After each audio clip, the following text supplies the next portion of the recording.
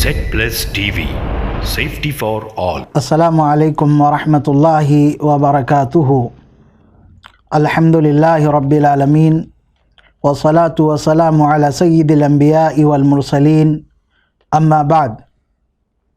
معزز ناظرین، آپ تمام کا استقبال ہے Z+TV میں. آپ تمام کو تہہ دل سے مبارکباد رمضان کی آمد پر. رمضان 1443 ہجری کا. اللہ تبارک و تعالی نے ماہ رمضان مسلمانوں کو ایک نعمت کے طور پر عطا کیا ہے، اور اس نعمت کا صحیح شکرانہ یہ ہے کہ مسلمان پوری للہیت کے ساتھ روزے رکھیں، قرآن کی تلاوت کریں اور کثرت سے عبادات میں اپنے آپ کو مشغول رکھیں. بیکار اور لایانی چیزوں سے اپنے آپ کو دور رکھیں. نبی محترم صلی اللہ علیہ وسلم رمضان المبارک کی آمد پر ایک دفعہ اپنے صحابہ سے خطاب کرتے ہوئے ارشاد فرمایا کہ اتاکم رمضان، کہ صحابیوں تمہارے پاس رمضان کا مہینہ آ چکا ہے. شہر مبارکن، اور رمضان کا مہینہ بڑی برکت والا مہینہ ہے.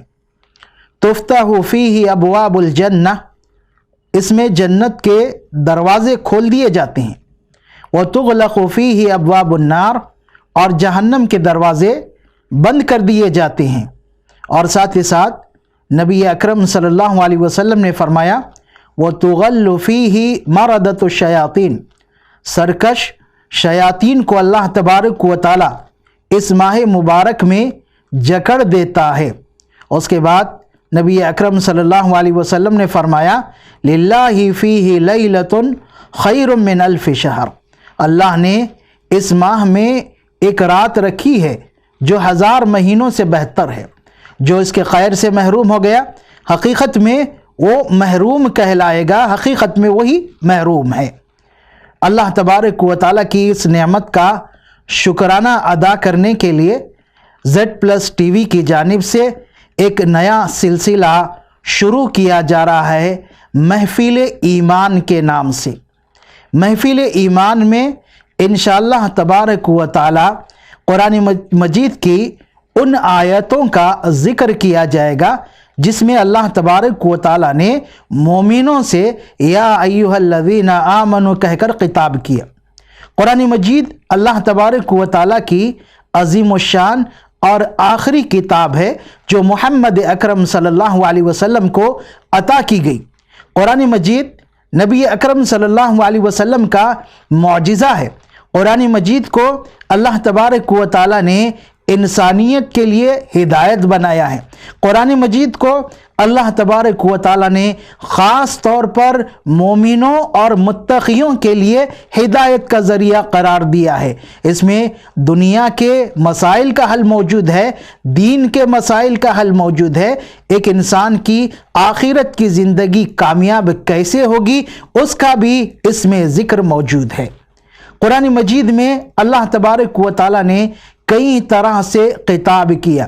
کہیں پر اللہ رب العالمین نے سارے انسانوں کو خطاب کیا یا ایھا الناس کے نام سے، اور کہیں پر اللہ تبارک و تعالی نے آدم علیہ السلام کی اولاد کو خطاب کیا یا بنی آدم کہہ کر.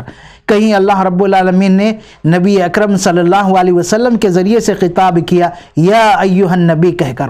کہیں اللہ تبارک و تعالی نے بنی اسرائیل کو خطاب کیا. اللہ تبارک و تعالی نے وہیں پر یا ایھا الذین آمنوا کہہ کر مومنوں سے خطاب کیا. یا ایھا الذین آمنوا، حذیفہ بن یمان رضی اللہ عنہ، عبداللہ بن مسعود رضی اللہ تعالیٰ عنہ اس کے تعلق سے فرماتے ہیں کہ جب تم سنو اللہ تبارک و تعالیٰ فرما رہا ہو یا ایھا الذین آمنوا، تو اپنے کان دھر لو، اپنے کان کو بالکل اس چیز کی طرف لگا دو. کیوں کہ کوئی خیر ہے جس کا حکم دیا جا رہا ہے یا کوئی شر ہے جس سے روکا جا رہا ہے۔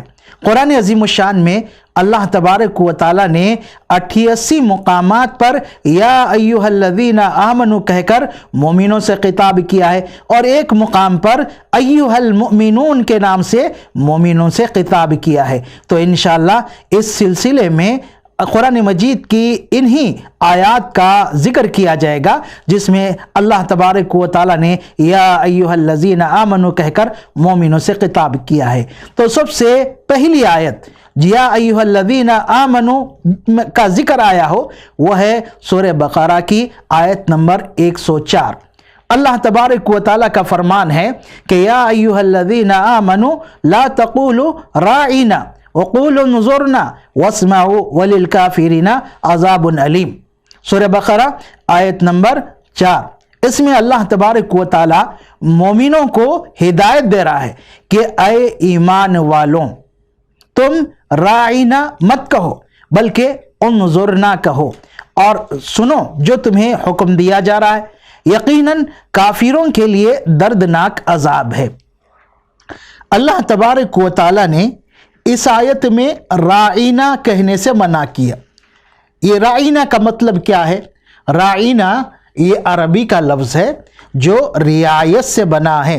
نبی اکرم صلی اللہ علیہ وسلم جب صحابہ کی مجلس میں کوئی بات ارشاد فرماتے، انہیں تعلیم دیتے، تو صحابہ رضوان اللہ علیہم اجمعین بالکل ادب و احترام سے کہا کرتے تھے یا رسول اللہ راعینا، کہ اللہ کے رسول صلی اللہ علیہ وسلم تھوڑا سا توقف کیجئے اور ہمارے حال پر توجہ دیجئے، یعنی ہم اسے یاد کر لیں، اسے اچھی طرح ذہن میں بٹھا لیں، اتنا ہمیں موقع دیجئے۔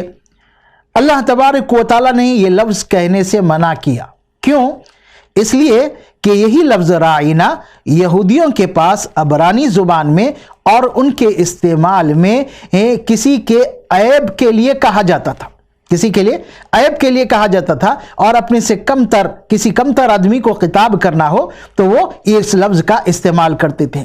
جب انہوں نے دیکھا کہ مسلمان نبی اکرم صلی اللہ علیہ وسلم کے لیے یہ لفظ استعمال کر رہے ہیں تو انہوں نے طے کیا کہ ہم بھی محمد کے لیے یہی لفظ استعمال کریں گے، اور وہ اس میں مخلص نہیں تھے۔ مسلمان ادب اور احترام کے ساتھ نبی اکرم صلی اللہ علیہ وسلم سے راعینا کہا کرتے تھے، لیکن یہ شرارت کرنے کی نیت سے طے کیا کہ ہم بھی یہی لفظ کہیں گے۔ نبی اکرم صلی اللہ علیہ وسلم کے پاس آ کر یہ لفظ کا استعمال کرنے لگے اور ایک دوسرے کو دیکھ کر ہنسنے لگے۔ تو سعد ابن عبادہ رضی اللہ تعالیٰ عنہ صحابی تھے جو اہل کتاب کے معاملات سے واقف تھے، ان کی زبان سے واقف تھے، ان کی حرکتوں سے واقف تھے، وہ سمجھ گئے اس بات کو۔ تو انہوں نے یہودیوں کو وارننگ دیا کہ اگر تم میں سے کسی نے بھی آئندہ اس لفظ کا استعمال کیا تو میں اس کی گردن مار دوں گا۔ تو انہوں نے کہا کہ مسلمان تو اس لفظ کا استعمال کرتے ہیں، جو ہم کر رہے ہیں ہم بھی اسی لیے کر رہے ہیں۔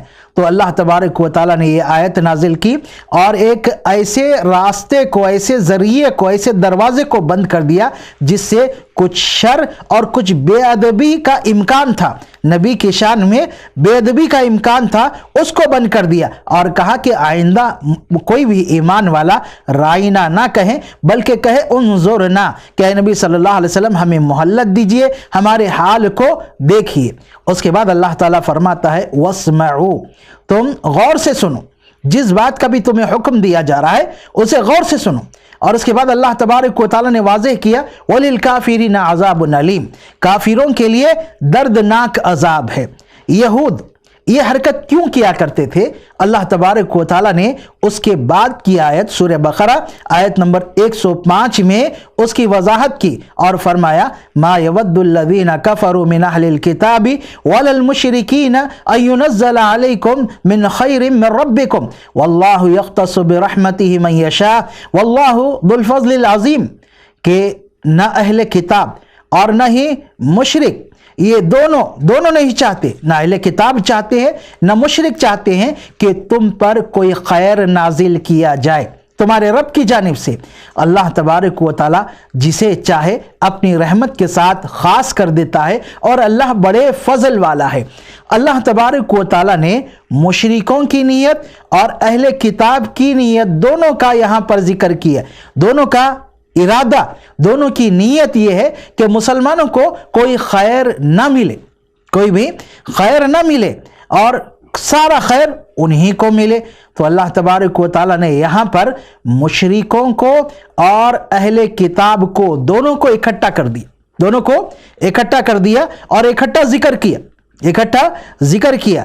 گویا اہل کتاب بھی مشرکین کی طرح ہی ہے عقیدے کے معاملے میں، جس طرح ان کے عقیدے میں شرک، اسی طرح ان کے عقیدے میں بھی شرک۔ مشرکین کا عقیدہ خراب تھا، ویسے ہی اہل کتاب کا بھی عقیدہ خراب تھا۔ وہ عیسیٰ علیہ السلام کو اللہ کا بیٹا، اور پھر یہودی عزیر علیہ السلام کو اللہ کا بیٹا مانتے تھے، یہ بھی مشرک ہوئے۔ اس لیے اللہ تبارک و تعالیٰ نے دونوں کو جمع کر دیا، اور ایک بات واضح کر دی کہ یہ دونوں بھی مسلمانوں کے ہمدرد اور خیر خواہ نہیں ہو سکتے ہیں۔ اس کی کئی مثالیں نبی اکرم صلی اللہ علیہ وسلم کی حیات مبارکہ میں ہی ہمیں دیکھنے کو ملتی کہ مشرکین مکہ بھی نبی اکرم صلی اللہ علیہ وسلم کی شان میں گستاخی کیا کرتے تھے، مسلمانوں کو ستایا کرتے تھے، اور اسلام کو بدنام کرنے کی کوشش کیا کرتے تھے۔ ویسے ہی اہل کتاب بھی نبی اکرم صلی اللہ علیہ وسلم کی شان میں گستاخی کیا کرتے تھے، آپ کو تکلیف دیا کرتے تھے، مسلمانوں کو پریشان کیا کرتے تھے، اور اسلام کو بدنام کرنے کی کوشش کیا کرتے تھے۔ اہل کتاب خاص کر یہودیوں کی بدماشیاں اور ان کی شرارتوں میں سے ایک شرارت ہمیں احادیث کی کتابوں میں ملتی ہے۔ حضرت عائشہ صدیقہ رضی اللہ عنہا فرماتی ہیں کہ نبی اکرم صلی اللہ علیہ وسلم کے پاس یہودیوں کا ایک وفد آیا، اور انہوں نے کہا السلام علیکم، السلام علیکم نہیں کہا، اللہ کی جانب سے آپ پر سلامتی ہو یہ کلمہ نہیں کہا، انہوں نے السلام علیکم کہا، یعنی آپ پر موت واقع ہو۔ حضرت عائشہ رضی اللہ عنہا نے غصے میں آ کر ان سے جواب میں کہا وعلیکم السلام ولعنتہ، تم پر بھی موت واقع ہو اور اللہ کی لعنت واقع ہو۔ حضرت عائشہ رضی اللہ عنہا کے غصے کو دیکھتے ہوئے نبی اکرم صلی اللہ علیہ وسلم نے فرمایا کہ عائشہ تھوڑی نرمی اختیار کرو۔ تو حضرت عائشہ نے کہا کہ اللہ کے رسول آپ نہیں دیکھ رہے ہیں کہ یہ کیا کہہ رہے ہیں؟ تو نبی اکرم صلی اللہ علیہ وسلم نے ارشاد فرمایا کہ میں نے انہیں جواب دیا، تم نے نہیں سنا، میں نے انہیں جواب میں صرف وعلیکم کہا، یعنی تم پر بھی موت واقع ہو۔ کوئی غیر مسلم اگر السلام علیکم آپ کو کہہ رہا ہے تو جواب میں آپ وعلیکم کہیں گے۔ تو یاد رہیں مسلمان اور مشرکین، یہ مشرکین اور یہود مسلمانوں کے خیر خواہ نہیں ہو سکتے ہیں، اس لیے مسلمان ہر حال میں ان کی پیروی سے بچیں، ان کی مشابہت اختیار کرنے سے بچیں، کیونکہ نبی اکرم صلی اللہ علیہ وسلم نے ارشاد فرمایا من تشبہ بقوم فہو منہم، کہ جو کسی قوم کی مشابہت اختیار کرتا ہے وہ انہی میں سے ہو جاتا ہے۔ تو اللہ تبارک و تعالی نے ایک ذریعہ اور ایک دروازہ بند کر دیا یہود کی شرارت کے لیے کہ ان کی شرارت ختم ہو جائے، اس لیے ایسے کلمات کا استعمال کرنی چاہیے ہمارے آپسی گفتگو میں جو بالکل صاف اور واضح ہو، دو معنی رکھنے والے الفاظ نہ ہو۔ ایسے الفاظ سے ہمیں پرہیز کرنا چاہیے، یہ گفتگو کے آداب میں سے ایک ادب ہے، اس لیے ہمیں اس کا اچھی طرح خیال رکھنا چاہیے۔ تو یہ سورہ بقرہ آیت نمبر 104 اور 105 ہے۔ انشاءاللہ مزید تفصیل آگے آئے گی۔ اللہ تبارک و تعالی ہمیں عمل کی توفیق عطا فرمائے۔ السلام علیکم۔